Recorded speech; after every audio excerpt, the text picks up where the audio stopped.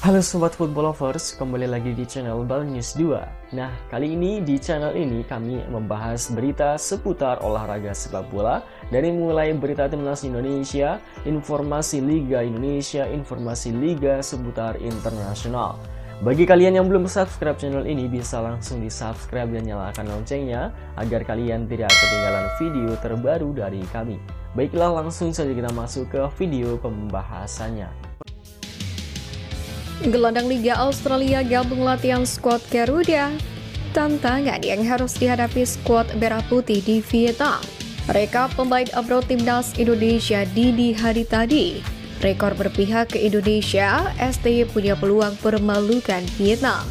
Push leg di bawah, lanjut simak informasi selengkapnya sebagai berikut.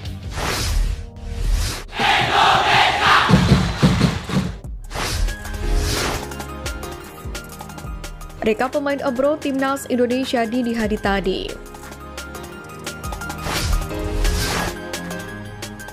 Musim masih berjalan, sejumlah pemain abroad timnas Indonesia kompak menjalani pertandingan bersama klubnya masing-masing tadi malam. Di antaranya, Ivar Jenner, Eliano Reinders, hingga Sandy Walsh. Dimulai dari Ivar Jenner yang bermain untuk FC Jong Utrecht melawan VTC Arnhem dalam lanjutan Eredivisie atau kasta kedua Liga Belanda 2024-2025. Bermain di Glerdome pada Sabtu 14 Desember dini hari tadi. Jong FC Utrecht dipermalukan VTC Arnhem dengan skor 1-2. Dalam laga ini, pemain keturunan Indonesia Miliano Jonathans mencetak 1 gol ke gawang Jong FC Utrecht pada menit ke-56. Meski Jong FC Utrecht kalah, namun Ivar Jenner turun sebagai starter dan bermain full 90 menit. Sedangkan Jonathan digantikan pada menit ke-86. Tercatat, Ivar Jenner mendapatkan rating 6,7 versi SofaScore. Sementara Jonathan yang pernah mengaku bersedia membela Indonesia memiliki rating 7,8. Bergeser ke kasta tertinggi Liga Belanda dengan Eliano Reinders yang kembali merumput bersama PSV Zwolle saat melawan Willem Tilburg. Adik kandung dari Tijani Reinders ini masuk sebagai pemain pengganti di menit ke-32 menggantikan Oliver Adsen yang cedera. Tercatat Eliano mendapatkan rating 6,9 versi SofaScore dengan catatan 96% atau 48/50 akurasi umpan. Sayangnya, Eliano Reinders dan PSV Zwolle harus merana karena kalah 0-1 dari tim tamu.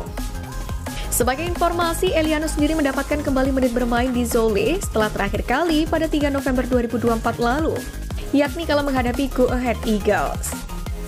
Kemudian bergeser ke kasta tertinggi Liga Belgia, klub Sandy Walsh yakni KV Mechelen yang bermain imbang melawan tim Jero Ridderwolf yakni Royal Antwerp dengan skor 1-1. Dalam laga tersebut, Sandy Walsh masuk sebagai pemain pengganti dan hanya bermain selama 2 menit saja. Sementara itu, pemain keturunan Indonesia Jero Ridderwolf turun sebagai starter dan bermain hingga menit ke-56. Sandy sendiri mencatatkan rating 6,8 versi SofaScore, sementara Jero Ridderwolf mendapatkan rating 6,8 dengan catatan 92%, yakni 23/25 akurasi umpan. Hasil ini membuat Antwerp masih belum bisa menang dari KV Mechelen di 4 pertemuan terakhir mereka.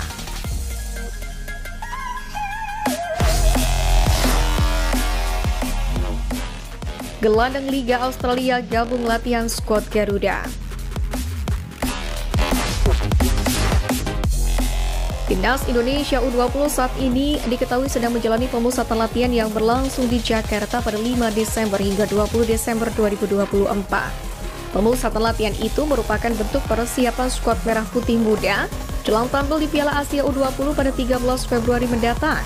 Tergabung di grup C, anak asuh Indra Syafri itu akan berhadapan dengan Uzbekistan, Iran, dan Yaman pada babak penyisian. Untuk pemusatan latihan kali ini, Indra Syafri membawa sejumlah kejutan.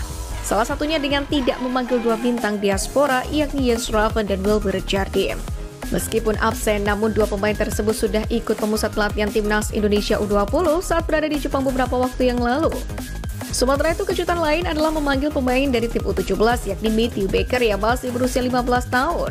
Tak cuma Matthew Baker, mantan pelatih Bali United ini pun juga resmi memperkenalkan satu pemain keturunan anyar di skuad timnas U20. Adalah Timothy Baker, yang tak lain merupakan kakak kandung dari Matthew Baker. Dalam unggahan di media sosial resminya, Indra Syafri memperkenalkan Timothy Baker beserta Matthew Baker yang saat ini sudah tiba di pemusatan latihan Timnas Indonesia U20. Rekrutan baru Timnas U20, Baker Brother, Timothy Baker dan Matthew Baker. Demikianlah tulis Indra Syafri. Sebagai informasi, Timothy Baker merupakan salah satu pemain muda keturunan Indonesia yang saat ini berkarir di Liga Australia. Tercatat pemain yang masih berusia 17 tahun tersebut tengah memperkuat klub lokal Australia, Boroondara Eagles FC. Menurut data yang ada, Timothy Baker berposisi sebagai gelandang dan memiliki postur tubuh tinggi mencapai 182 cm. Dengan usia yang masih muda dan pengalaman tampil di Australia tersebut, kehadiran Timothy Baker diprediksi bisa memberikan warna baru untuk Timnas Indonesia U20 pada Piala Asia U20 tahun depan.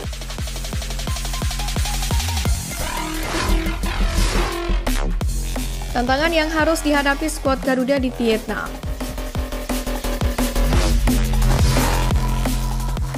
Pertama, waktu istirahat.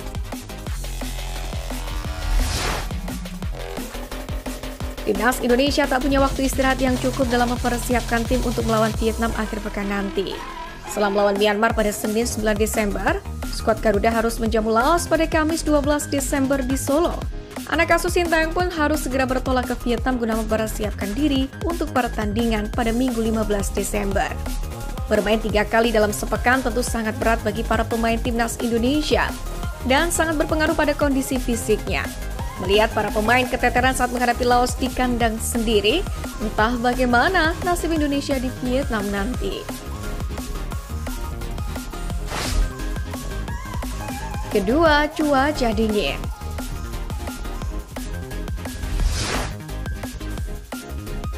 Vietnam sendiri kini memasuki musim dingin. Cuaca di negeri Naga Biru itu saat ini akan sangat berpengaruh terhadap kondisi para pemain Garuda. Di siang hari, kondisi cuaca di Vietnam menembus 17 derajat Celcius. Tentu bukan kondisi yang familiar untuk para pemain Indonesia. Ini tentu menjadi tantangan besar bagi Sintayong bagaimana menjaga kondisi anak asuhnya agar tidak terlalu berdampak dengan cuaca Vietnam.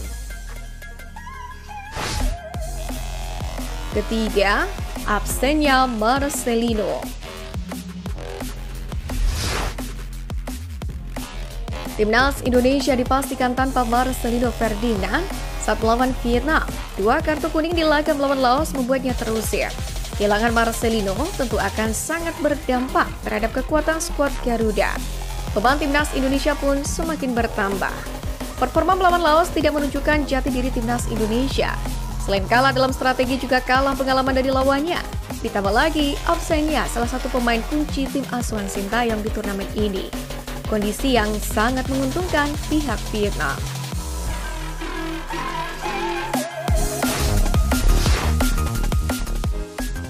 Rekor berpihak ke Indonesia, STI punya peluang permalukan Vietnam.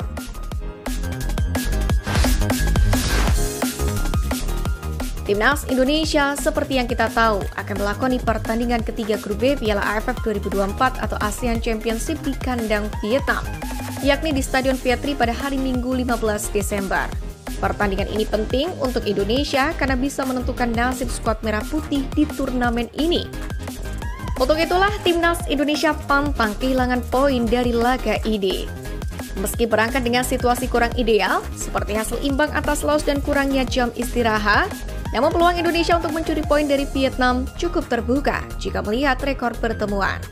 Selama pagelaran Piala AFF yang kini bernama ASEAN Championship sendiri, Indonesia dan Vietnam saling bentrok 3 kali di kandang Vietnam. Duel-duel itu terjadi pada Piala AFF 2004 yang berakhir dengan kemenangan 3-0 untuk Timnas Indonesia. Saat itu gol-gol Indonesia dicetak oleh Mauli Lesi, Boa Salosa, dan Ilham Jaya Kesuma.